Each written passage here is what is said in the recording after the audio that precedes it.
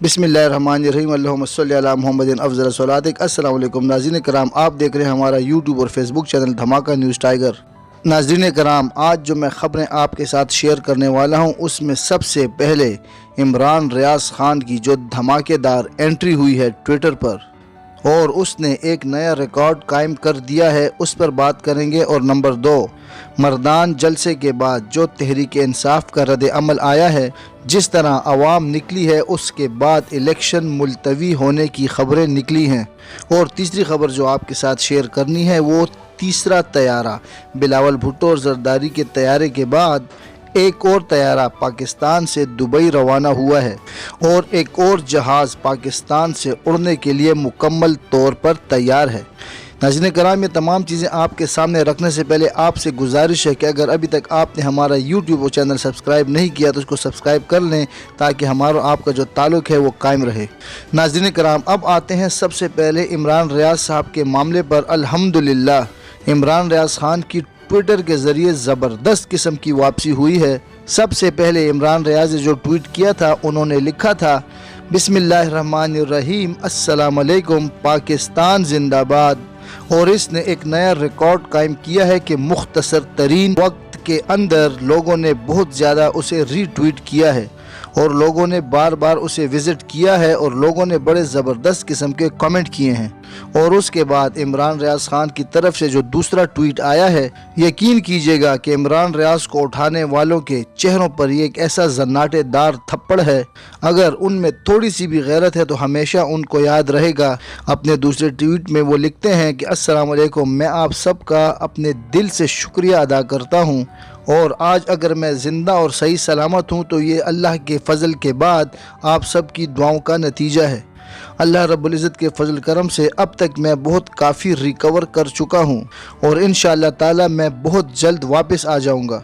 दुआओं के अलावा आप लोगों से एक और अहम दरख्वास्त है कि कुछ भी हो जाए लेकिन दिल नहीं छोड़ना।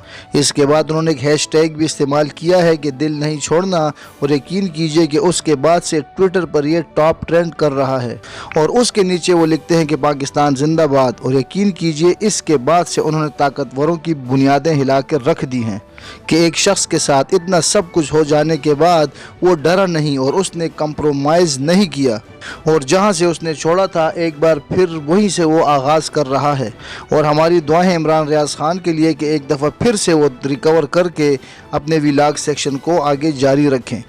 अब आते हैं नाज़रीन कराम अपनी दूसरी खबर की जानिब। ये जो मर्दान के अंदर पीटीआई का पार्टी कन्वेंशन हुआ है और ये जो वर्कर कन्वेंशन था ये एक जलसा में बदल गया।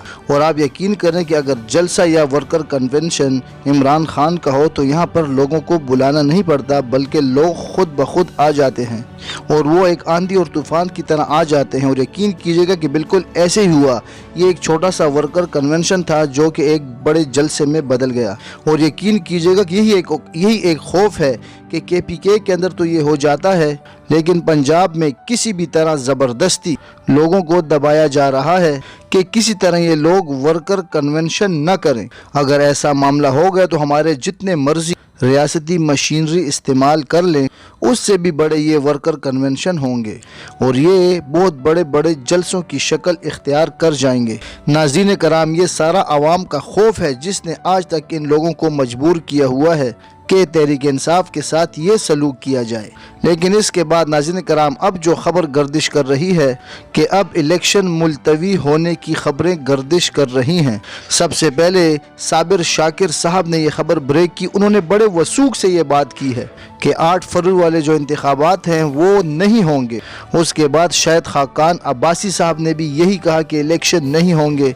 और अब की बार डॉक्टर मुईद पीरजादा साहब की तरफ से ये एक्सक्लूसिव खबर ब्रेक की गई है। नाज़रीन कराम, मुईद पीरजादा साहब ये फरमा रहे हैं कि नवाज शरीफ साहब की जो मोहसिन नकवी साहब के साथ मुलाकात हुई है उसके अंदर उन्होंने ये पूछा है कि ऐसा कौन सा तरीका हो सकता है कि इस बार ये इलेक्शन डिले हो जाएं, क्योंकि तमाम तर जो आल पाकिस्तान के सर्वेज हैं انہوں نے میاں نواز شریف صاحب پر واضح کر دیا ہے کہ اگر آپ تمام ریاستی مشینری بھی استعمال کر لیں تو پھر بھی آپ الیکشن جیت نہیں سکیں گے اور نہ ہی وہ حکومت قائم کر سکتے ہیں۔ نہ صرف الیکشن ڈیلے کرنے کی کوششیں ہیں بلکہ اب کلیئر طور پہ یہ بتایا جا رہا ہے، یعنی نیا سال لگنے سے پہلے میاں نواز شریف صاحب یہ کنفرم کر کے کہ 8 فروری کے جو انتخابات ہیں وہ نہیں ہو رہے، اس کے بعد لندن روانہ ہو جائیں گے علاج کے بہانے سے، اور پھر یہ علاج اسی طرح ہوگا جس طرح پچھلی بار وہ علاج کے بہانے سے چلے گئے تھے۔ تو یہاں پر جو طیاروں کی پرواز کا تعلق ہے، سب سے پہلے ہم نے دیکھا